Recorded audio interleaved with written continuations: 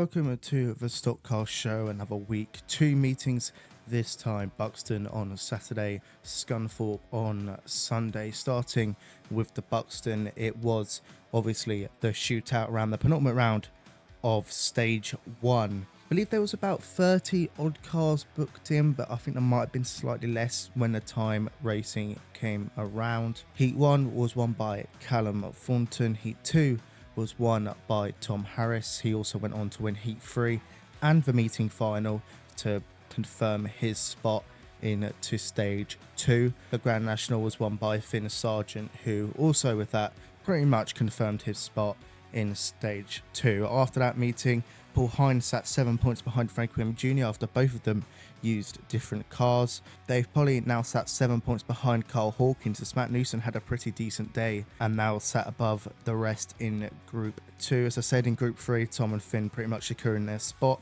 Group 4, Callum Thornton had his tarmac round, and as we all pretty much expected, he had the points he needed. 25-point gap over Sid de Vries going into Scunthorpe with a 34-point gap over Catherine as well. So a few big names dropping out after stage 1 as it stands before going into Scunthorpe. But as we go into Scunthorpe, there's quite a few bits to talk about. Heat 1 was a great race won by Bobby Griffin, who is in Group 1, finally got some points on the board after not attending the first 3 rounds. Brilliant move to take the lead past Frank Williams Jr. and I believe it was Mal Brown, but I could be wrong on that. Heat 2 was won by Matt Newson, which made him secure his spot into stage number 2. This heat started the most talked about moment of the season as Neil Shenton spun Tom Harris on the final bend for P5. More to talk about them later, as I'm sure you've seen from the short that's either gone up on Facebook, Instagram or TikTok. Heat 3 was won by Will Adams, who kept his head and managed to cross the line first as the white top. Constellation was a brilliant race. Danny Wayman took the win after a final bend which included Julian Maynard, Sam Brigg and Craig Finnegan. They also saw Carl Hawkins find his way past them into second on the final bench. Valuable points for him going into the meeting final. It also saw Sid de Vries not qualify for the final, so 0 points, which confirmed Callum Thornton's spot in stage 2, which we'll talk about later, but stage 2 should be a little bit easier. On to the final, and it was Kyle Gray who finally had some luck on his side and took the victory out of Bobby Griffin and Tom Harris. Paul Hines got 4th, so he then entered the Grand National ahead of Frankie Wayneman Jr. Carl Hawkins beat Dave Polly, so he had an 11-point gap entering Grand National 2. Grand National 1 was won by Bobby Griffin, and earlier in the race, Frankie Wayneman Jr. dealt with Paul Hines, giving him a slight damage, not enough to stop Paul Hines DNFing, but enough to knock him down some pace. Frankie Wayneman Jr. finished 2nd, Paul Hines finished 9th. So Frankie ends up in stage 2 by 1 point over Paul Hines. The Grand National 2 is where the talking points are. Carl Hawkins entered it with 11-point gap, so it was pretty much he had to DNF and Polly had to get top 4. Polly ended up 5th, Carl Hawkins 6th, so Carl Hawkins enters stage 2, knocking Dave Polly out. But with 5-ish laps to go, Tom Harris found his way to 2nd after side railing Neil Shenton. And then Neil Shenton turns the car around, waits for Tom Harris, pulls out in front of him, damaging both cars, but damaging Neil's very heavily. That's a very hefty bill. I want to be unbiased on this show because I don't like to say who I support and everything, because it's not about... This show isn't about who you support, it's just covering the sport. But in my opinion, it's a little bit silly to turn around and then wait. I personally think the Heat 2 shot, that Neil done on Tom is fair.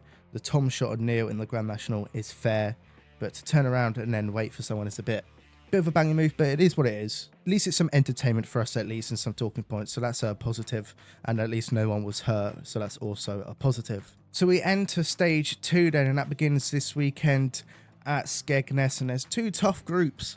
Remember, 4 drivers in each, 3 go through, 1 get knocked out. Group A is Danny Wayman, Carl Hawkins, Tom Harris and Callum Thornton. So 2 Wayman cars, 2 Tom Harris cars.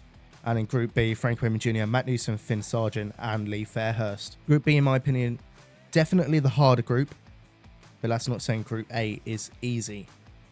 All begins this weekend at Skegness for the last speed weekend of the season. The weekend also featuring BriSCA F2s and Minis on the Saturday, and V8s, Minis and the Saloons ORCI Championship on the Sunday. There's 46 drivers booked in. We're also joined by an American, Drake York, who you might know from the USAC scene over in America for the Sprint Cars Midgets.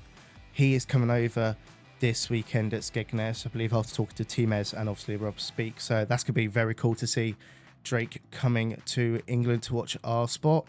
Hopefully go back to America and then tell more people about it, get the word out there. Predictions for stage 2. I think you have to put Tom Harris at the top of Group A because Skegness, he's quick. Kings Lynn, he's quick.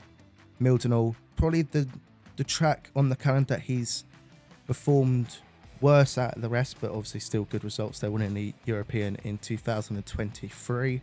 So I'll put Tom Harris first. I'm going to put Callum Thornton second. I think Skegness is really going to help him.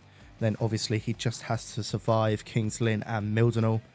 And it's between the two Wayman cars, Danny Wayman and Carl Hawkins. I mean, both are good at Skeg. Both are quick on shale. That's going to be very interesting. I think it'll be really close between them two. I'm going to say Danny Wayman, but just maybe it's like a Frank and Paul Hines situation where it's by only 1 point. I'm going to put Danny just, but Carl can easily make it through as well. That's going to be really tough. Then Group B, as I said, the toughest of the group. That's really tough to call. At the top, I'm going to put Matt Newsom. I think he had such a good end to stage 1 with Buxton and Scunthorpe that he'll carry that momentum. So Matt Newsom will top that group. Second, I'm going to go for Frankie Wayman. It's almost a shock seeing him get knocked out in stage 1. Thankfully to him, he didn't. Then it's between Finn Sargent and Lee First. Finn's been really good this year. He's been an underrated driver, in my opinion. I think he's been really good.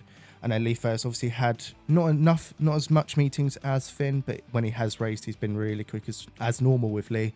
I don't want either of them to go out, but one does have to go out. And I'm going to say it's going to be Finn Sargent, unfortunately. I'd love to see Finn in stage 3 prove the next generation of driver can stand against pressure and not better drivers, but more experienced drivers, should I say.